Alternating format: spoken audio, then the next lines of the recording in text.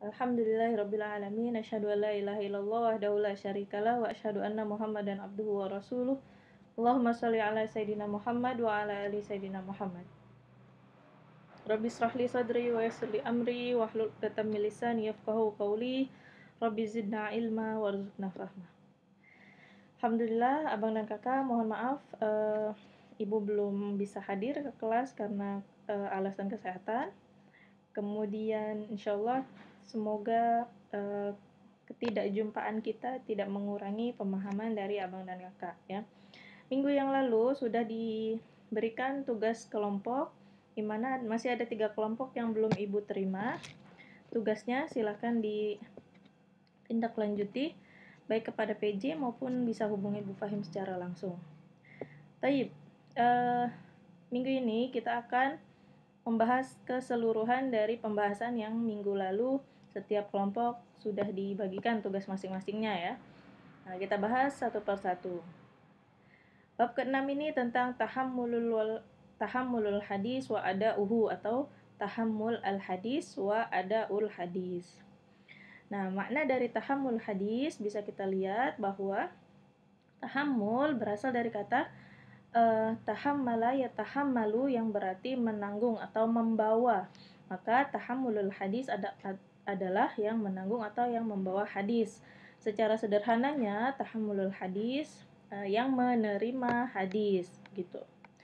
Jadi secara istilah bisa dibaca tahammulu maknahu talaqi al-hadis wa akhazahu minasyuyukh. Jadi at-tahammulul hadis maksudnya adalah yang menerima hadis dan mengambilnya dari para syaikh gitu ya, atau guru-guru. Nah, tidak sembarangan bagi para penerima hadis ya.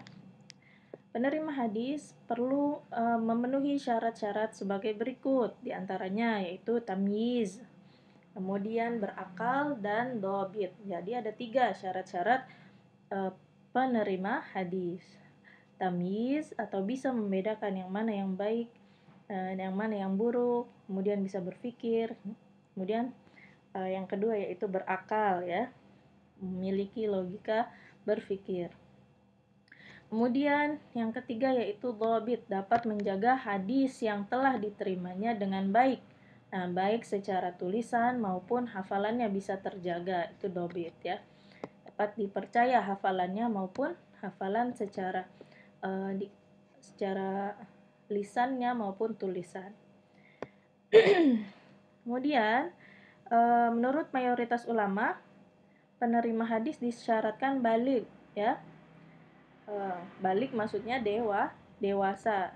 Karena biasanya jika sudah dewasa itu biasanya sudah tamyiz, sudah bisa membedakan mana yang baik dan mana yang tidak. Namun, boleh ketika masih kecil sudah tamyiz, seperti misalkan Sayyidina Hasan wal Husain, cucu Rasulullah Shallallahu Alaihi Wasallam. Ada hadis yang diterima oleh Sayyid Hasan dan Husain itu bisa diterima oleh para sahabat. Nah, seperti itu.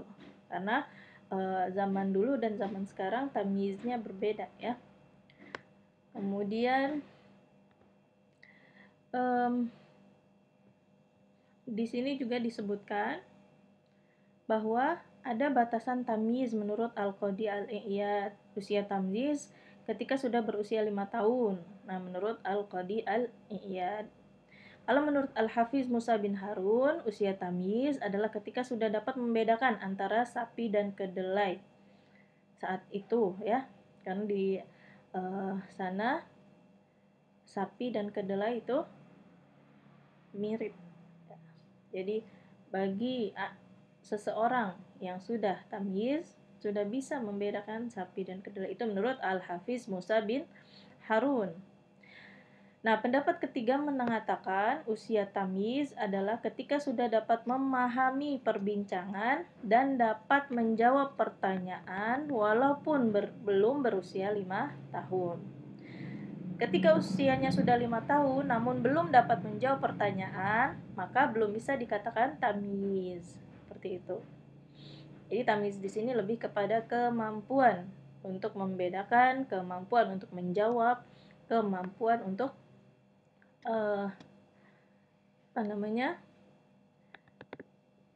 berpikir gitu ya.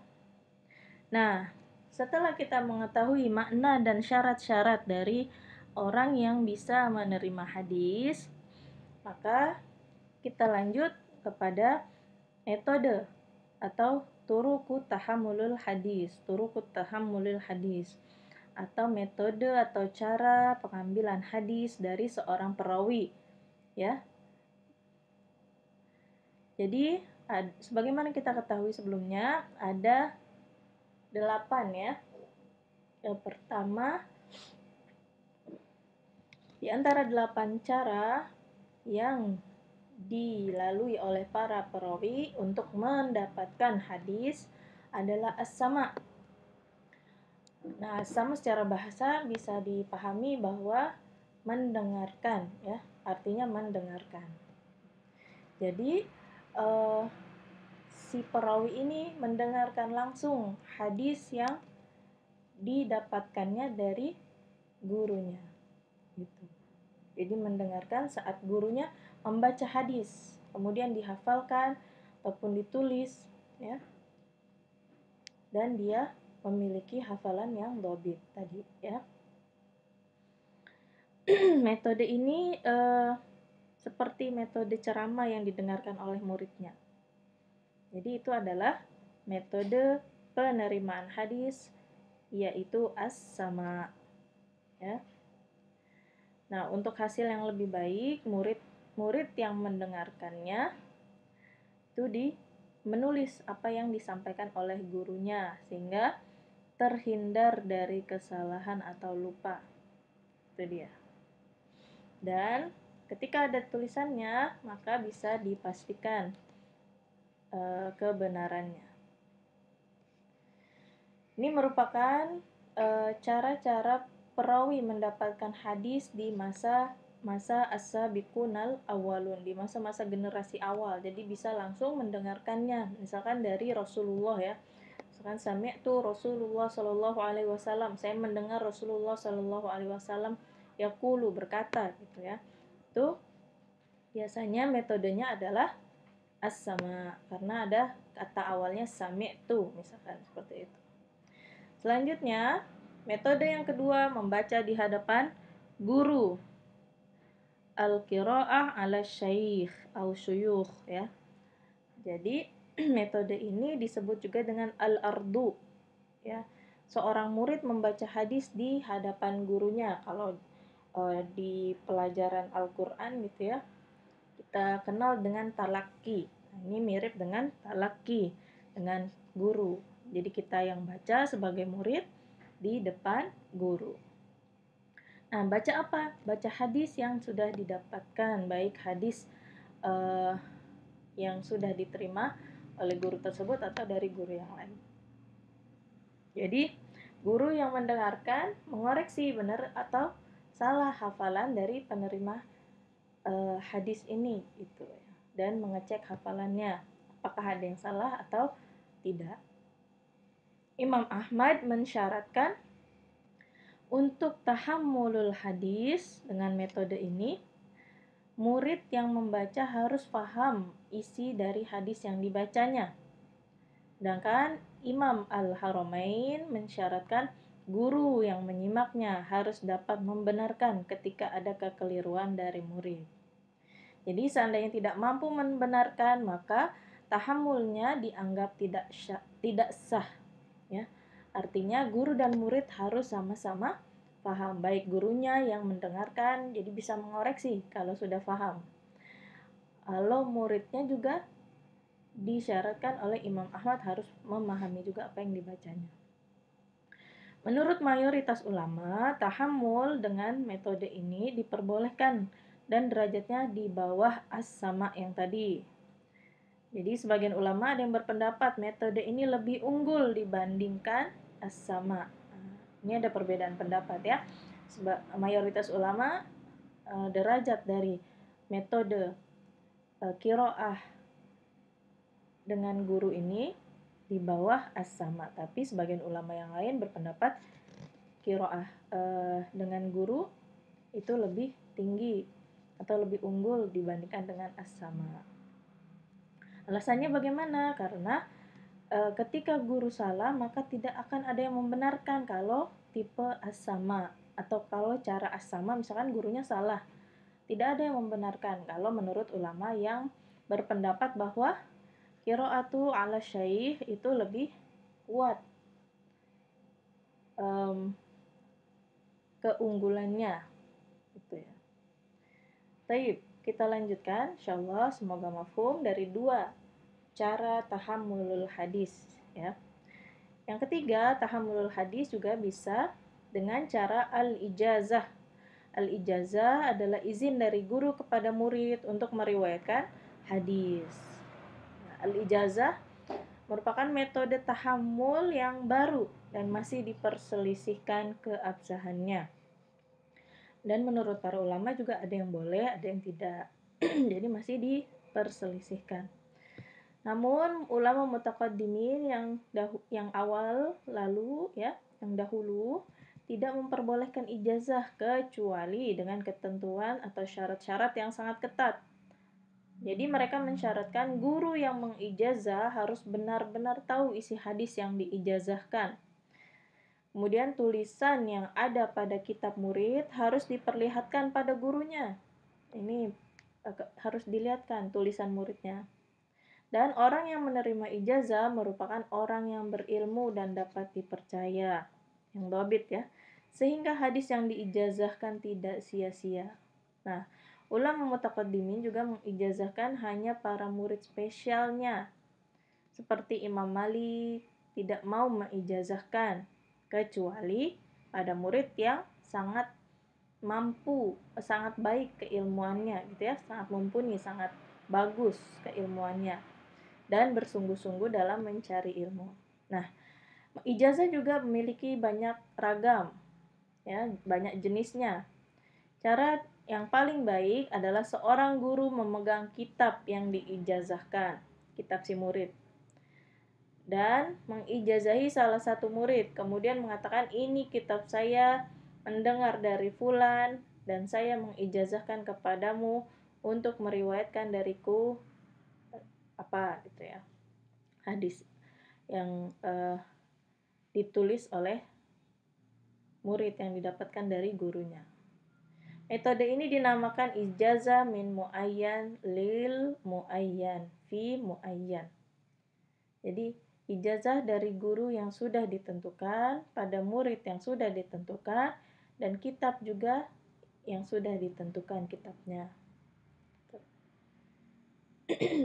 Jadi ada 3 komponen ya, ada guru, ada murid, dan ada kitab. Nah, dalam turukul ijazah. Kemudian yang keempat adalah al-munawalah. Nah, al-munawalah ini apa? Jadi, al-munawalah adalah seorang guru ahli hadis menyerahkan lembaran tulisan hadis atau kitab hadis kepada muridnya. Kemudian ini gurunya tadi berkata bahwa ini hadis dariku dan ini hadis yang aku dengar. Jadi diturunkan kepada muridnya, kitab dari guru kepada murid, walaupun tanpa mengijazahkannya, walaupun tanpa mengeceknya kembali gitu ya. Jadi lembaran atau kitab yang diberikan ini sudah diteliti oleh gurunya gitu. Metode ini diperselisihkan juga keabsahannya.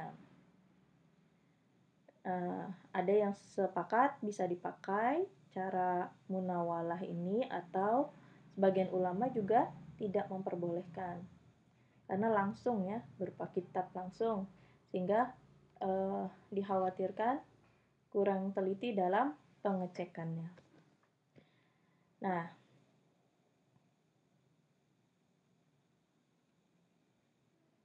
yang paling baik metode dari seorang guru memberikan kitab kemudian mengatakan hadis ini saya dengar dari perawinya, dia sebutkan ya, dari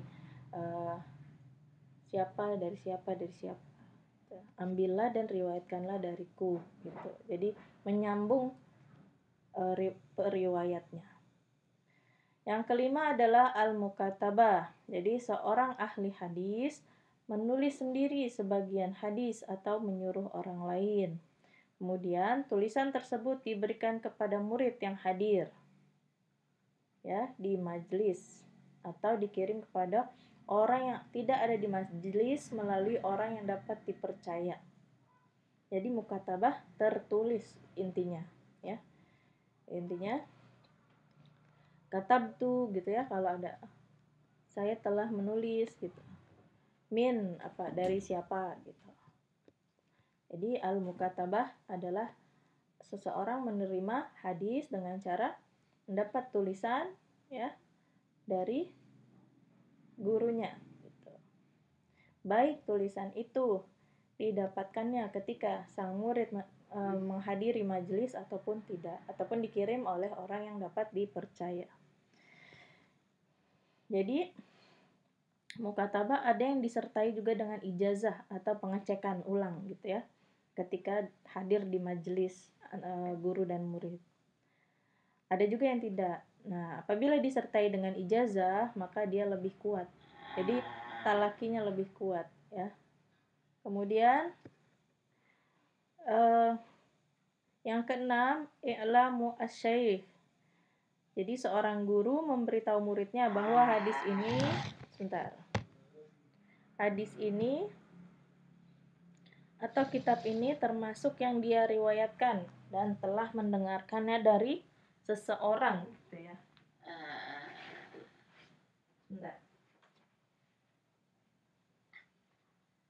Duduk.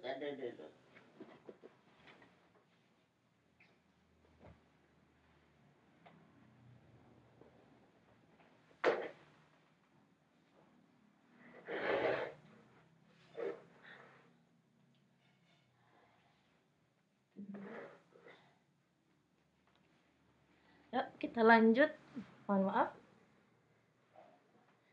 Jadi dia mendengarkan dari seseorang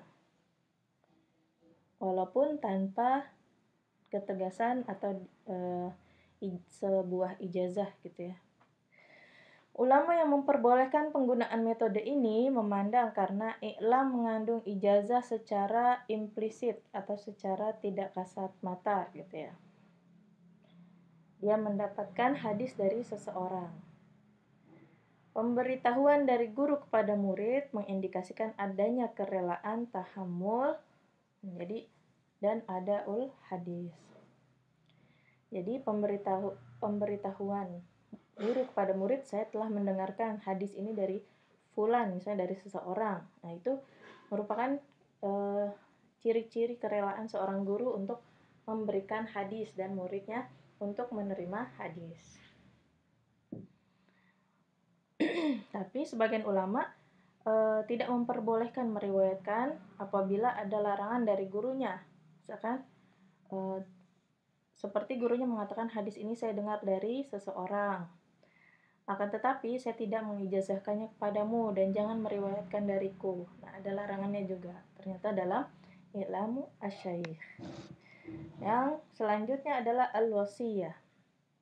Jadi cara penerimaan dan pemberian hadis dari seorang guru sebelum bepergian atau sebelum meninggal berpesan agar kitab yang ia riwayatkan diberikan kepada seseorang dengan riwayat darinya. Nah, ada wasiat ya sebelum dia pergi kemana atau sebelum meninggal gurunya, ada pesan yang disampaikan untuk meriwayatkan hadis yang dia pegang gitu ya. Ulama yang memperbolehkan tahammul dengan wasiat beralasan penyerahan kitab pada orang yang telah ditentukan termasuk bagian dari pemberian izin. Jadi metode ini merupakan tahammul yang paling lemah tapi ya dibandingkan metode sebelumnya. Karena itu, menurut mayoritas ulama, seorang yang mendapat wasiat tidak diperbolehkan meriwayatkan dari pemberi wasiat. Namun, menurut pendapat yang memperbolehkan, hadis harus diberitahu kalau hadis didapatkan lewat wasiat. Jadi harus dijelaskan hadis ini wasiatkan dari siapa gitu ya. Selanjutnya adalah al-wijadah. Terakhir, al-wijadah merupakan cara penerimaan hadis dengan seseorang menemukan tulisan hadis atau tanpa mendengarnya, walaupun diijazahi, dan dia mengetahui bentuk tulisannya merupakan tulisan seseorang yang ia kenal. Nah, contohnya begini, ada seorang yang menemukan tulisan dan ia dapat memastikan itu merupakan tulisan A gitu ya, karena dia kenal dengan tulisannya, tulisan si A nih pasti gitu ya. Ataupun dia nggak mengenalnya, akan tapi ada saksi dari pakar tulisan atau bentuk tulisan yang masyhur. Nah, kalau yang menemukan, saya nggak tahu ini tulisan siapa, tapi ada orang lain yang mengetahui bahwa itu tulisan si A gitu. Maka periwayatan dengan metode ini memperbolehkan dengan mengatakan, aku menemukan dalam kitab si fulan si A begini gitu ya. Dan tidak boleh mengatakan aku mendengar, karena dia memang tidak mendengar, dia menemukan tulisan gitu. Itu disebut dengan al-wijadah. Oke, demikian 8 cara penerimaan hadis ya. Sedangkan ada ul hadis. Nah, dalam bab 6 ini ada tahammul wa ada ul hadis ya. Ada 2, tahammul dan ada ul hadis. Nah, tahammul tadi sudah dijelaskan bahwa tahammul lebih kepada penerimaan hadis. Kalau ada ul hadis itu apa? Jadi ada secara bahasa artinya melaksanakan, membayar atau menyampaikan. Maka secara istilah riwayatul hadis wa i'ta'uhu lit-tullab. Jadi meriwayatkan hadis dan menyampaikan kepada orang yang mencarinya. Intinya menyampaikannya ya. Kalau tahammul mendapatkan, kalau ada ul menyampaikan. Nah, syarat-syaratnya juga ada. Orang yang menyampaikan hadis ya. Kalau tadi syarat-syarat orang yang mendapatkan hadis adalah tamyiz, kemudian apa? Yang kedua? Iya, betul, berakal, dan yang ketiga adalah dhabit, ya, betul. Nah, kalau syarat-syarat orang yang menyampaikan hadis, yang pertama harus dari seorang muslim ya. Kalau di luar dari maksudnya dia bukan orang muslim, maka apa yang disampaikannya tidak perlu dipercaya atau tidak bisa menjadi sebuah riwayat gitu ya dalam sebuah hadis. Jadi tidak dapat diterima jika orang yang di luar Islam menyampaikan hadis. Gitu.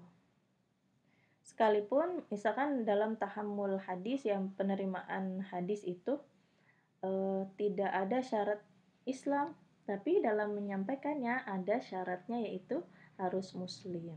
Karena dikhawatirkan orang kafir berdusta gitu ya. Dan dijauhkan bahwa sumber-sumber Islam itu berasal dari orang kafir, tidak boleh gitu ya, karena mereka bisa melakukan tipu daya terhadap umat Islam. Nah, Allah Subhanahu wa taala juga memerintahkan ya untuk tidak menerima kabar dari orang fasik maupun orang kafir gitu. Jadi tertolak hadis yang disampaikan oleh orang yang bukan Islam itu tertolak. Syarat yang kedua, orang yang menyampaikan hadis harus mukallaf. Mukallaf yaitu baligh, dewasa dan berakal ya. Nah, baligh di mana seorang itu sudah memahami syariat maksudnya ya. Berpikir kritis, konsisten gitu ya. Berbeda dengan anak-anak ya.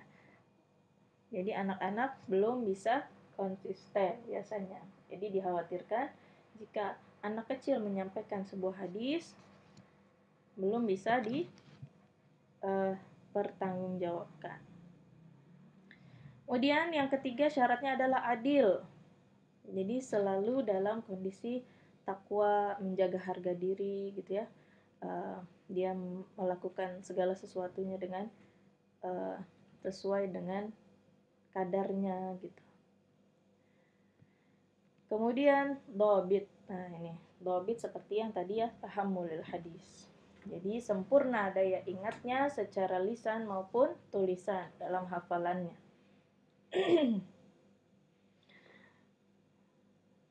Nah, metode menyampaikan hadis. Metode menyampaikan hadis pada garis besarnya sama seperti menerima hadis ya. Tadi juga dijelaskan dalam Turuqut Tahammulul Hadis, ada yang gurunya yang menyampaikan juga ya, ada muridnya yang mendapatkan hadis. Nah, itu sama ya. Oke. Kemudian dalam menyampaikan hadis, walaupun dengan mendengarkan pada muridnya, harus dijelaskan metode penerimaan hadisnya dulu ya, seperti apa. Karena metode penerimaan hadis mempengaruhi kualitas sebuah hadis. Berikut contoh-contoh sigot atau ungkapan yang digunakan untuk menyampaikan hadis sesuai metodenya. Nah, misalkan yang tadi Ibu sebutkan tahammul dengan as-sama, dengan mendengar ya. Biasanya diawali hadis tersebut dengan sami'tu gitu ya. Sami'tu Rasulullah sallallahu alaihi wasallam yaqulu. Misalkan innamal a'malu binniyat itu hadis dengan metode tahammulul hadisnya adalah as-sama karena ada sigat atau bentuk atau ungkapan atau katanya sami'tu, saya mendengar. Kemudian hadasani ya, si seseorang memberitahu kepadaku gitu ya. Jadi langsung dia diberitahu, dia mendengarkan informasi tersebut secara langsung, itu masuk ke as-sama. Kemudian akhbaroni. Nah, sama ini, hadasani akhbaroni, dia mengabarkan kepadaku, atau amba'ani qala li, dia berkata kepadaku. Zakaroni, dia berkata juga kepadaku atau mengingatkan kepadaku. Nah, kalau hadis yang tahammulnya membaca di hadapan guru ya, qiraah 'alal syaikh yang kedua tadi, sigotnya apa? Qara'tu 'ala fulan. Misalkan qara'tu 'ala siapa? Ya, gurunya. Ya. Aku membaca di hadapan guruku, siapa namanya ini. Atau quri'a 'alal fulan wa ana asma'u gitu ya. Saya dibaca di hadapannya dan aku mendengarkannya. Atau hadatsana akhbarana qira'atan 'alaih.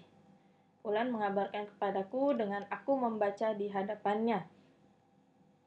Gitu ya. Contoh-contoh sigot dari tahammul dengan qiraah 'ala syaikh.